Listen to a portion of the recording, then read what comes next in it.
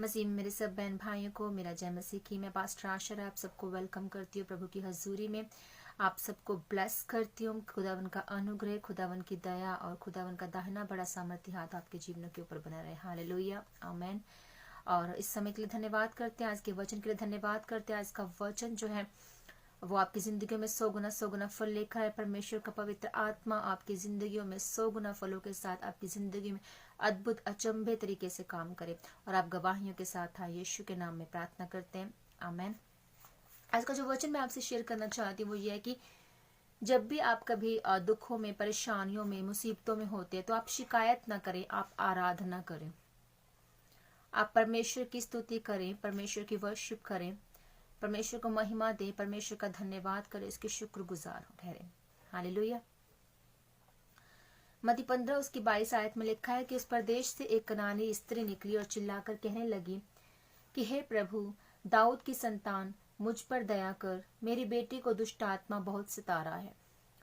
अब इस वचन में हम देखते हैं कि कनानी स्त्री जो यीशु मसीह के पास आई और कहने लगी कि हे प्रभु, दाऊद की संतान, मुझ पर दया कर, मेरी बेटी को दुष्ट आत्मा बहुत सता रहा है।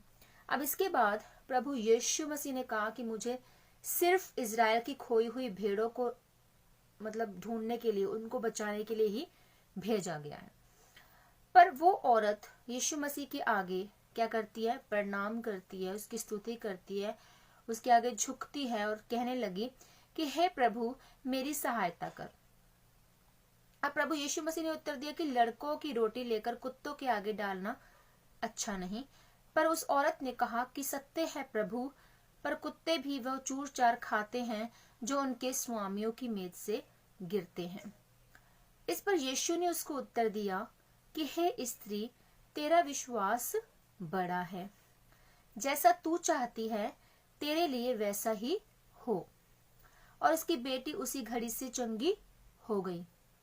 मसीह मेरे बहन भाइयों, ये घटना हमें ये सिखाती है कि जब एक कनानी स्त्री अपनी बेटी की चंगियाई के लिए प्रभु यीशु मसीह के पास आई तो सबसे पहले उसने अपने आप को झुकाकर, हलीमी में लेकर परमेश्वर की क्या की?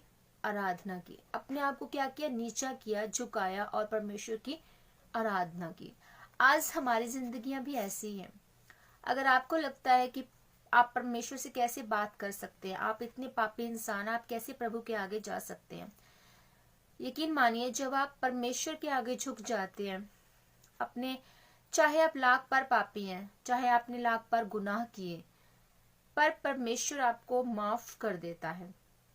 आपकी जिंदगियों को क्या करता है? स्टेबल करता है, ऊंचा करता है।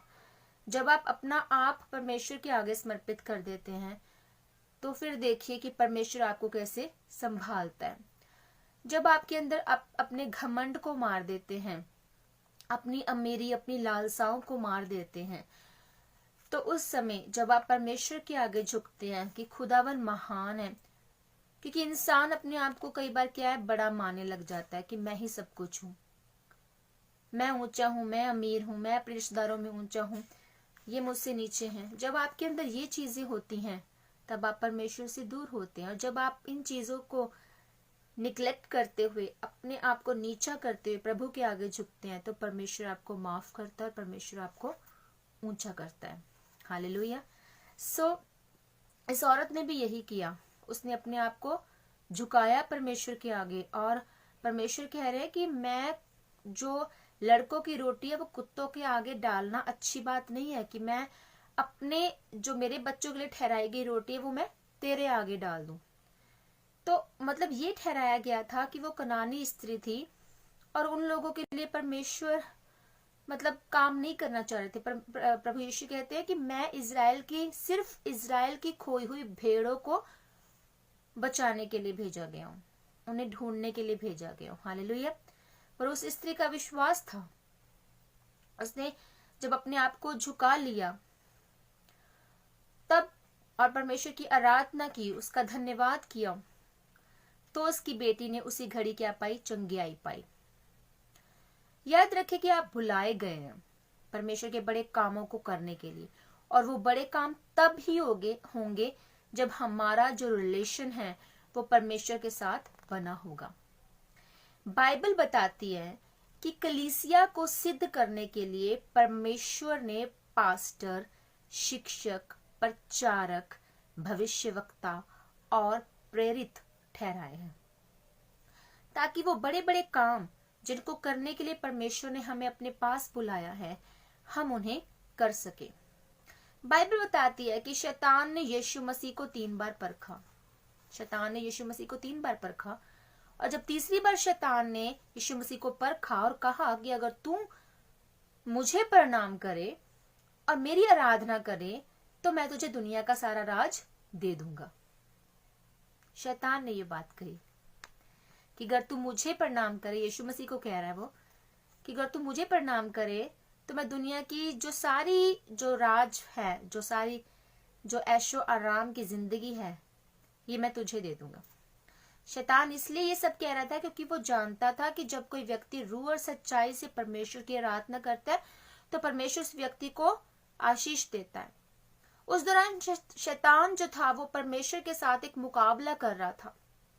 शैतान परमेश्वर के साथ मुकाबला कर रहा था, पर बाइबल बताती है कि प्रभु यीशु मसीह ने ऐसा करने से इनकार किया और शैतान की हर परख में से पार हुए। शैतान ने भी वचन से होकर ही बात की और प्रभु यीशु मसीह ने भी वचन में से होकर ही बात की। Hallelujah, hallelujah. अब इसके बाद जो दूत है, पर बताते हैं कि बाइबल बताती है कि जो प्रभु यीशु मसीह ने ऐसा करने से इनकार किया, शैतान की हर परख में से पार हुए, पर जो दूत थे, इस परख के बाद दूत जो थे वो स्वर्ग से आकर प्रभु यीशु मसीह की सेवा करने लगे। हालेलुया। अब याद रखें कि आराधना करते हुए परमेश्वर के सामने जाएं। जब आप पूरी रूह और सच्चाई के साथ परमेश्वर की आराधना करते हैं तो स्वर्ग से मददगार आपके लिए भेजे जाते हैं। वो डिवाइन हेल्पर्स, डिवाइन ऐसा फेवर परमेश्वर का आपके ऊपर आता है कि आप उन अद्भुत कामों को अपने जीवन में होते हुए जब देखते हैं तो आप खुद हैरान होते हैं कि ये सब क्या हुआ।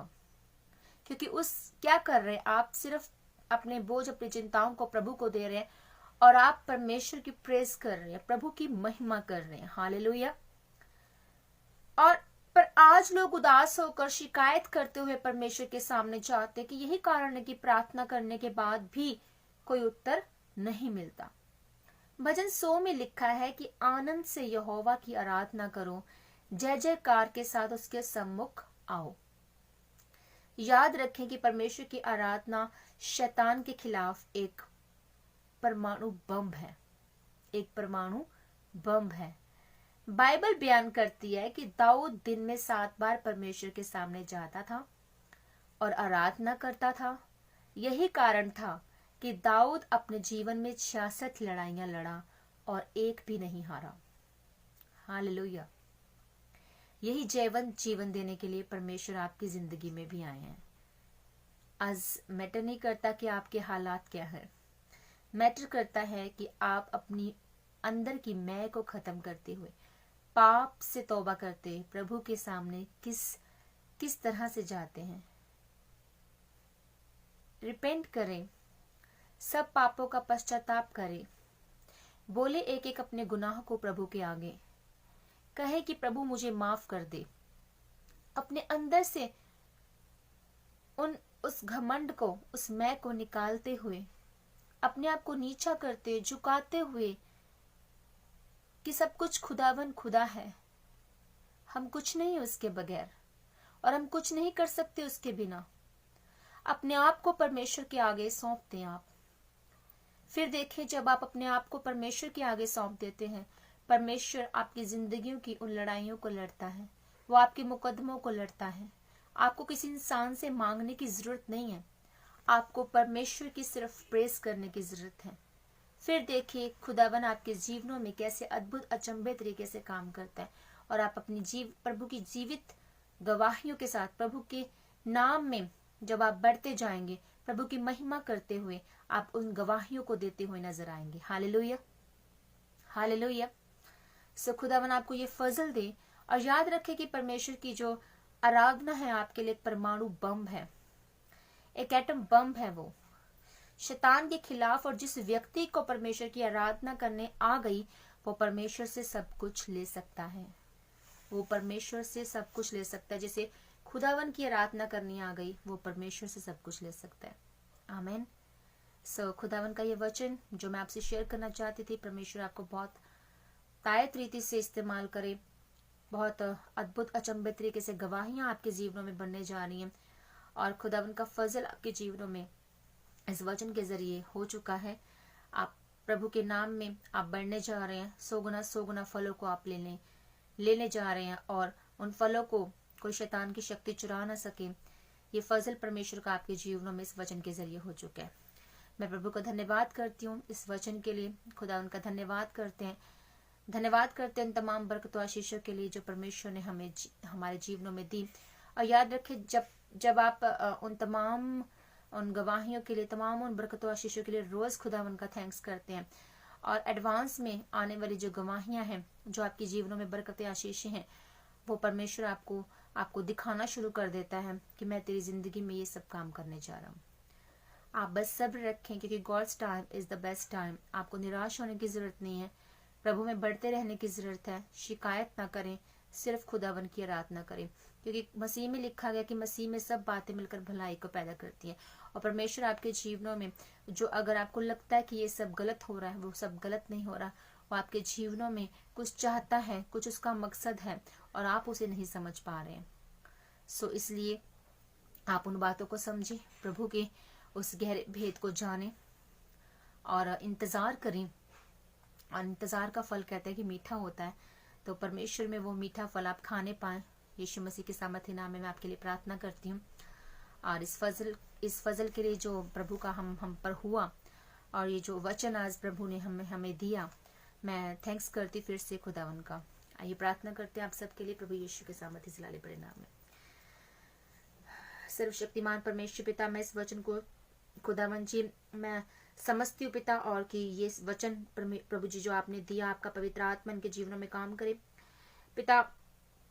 सब जन आपकी आराधना करने पाए खुदावन जी, तमाम जैसे भी हालातों में ये हो खुदावन जी, ये बढ़ने पाए। शैतान की तमाम ताकतों के खिलाफ खुदावन तेरा ये परमाणु बम, तेरा ये हथियार खुदावन जी, ये तेरी आराधना का जो सच्चा सोत्र है खुदावन, इनके जीवनों में बहने पाए खुदावन। ये तेरी रूह और सच्चाई के साथ आराधना करने पाए मेरे सामर्थी बाप परमेश्वर पिता। मेरे खुदावन खुदा, इनके जीवनों में शिकायतें न रहें खुदावन। ये तेरी हजूरी में आए, तेरे नाम में हलीमी में होकर तेरे आगे झुके खुदावन, तेरी आराधना करें पिता। इन सब के पास आप जाएं, इनके घरों में जाएं, इनके बिजनेस में जाएं, इनकी मैरिज लाइफ में जाएं, इनके तमाम उन हिस्सों में जाएं जिंदगी के प्रभु, जहाँ इन्हें लगता है कि ये कमजोर हैं, ये निराश हैं, प्रभु आप इनके साथ हैं। यीशु के सामर्थी नाम में मैं इन सबको ब्लेस करती हूँ, आशीषित करती हूँ। आमेन। खुदावन आपको ब्लेस करे, सबको मेरा जय मसीह की। God bless you all.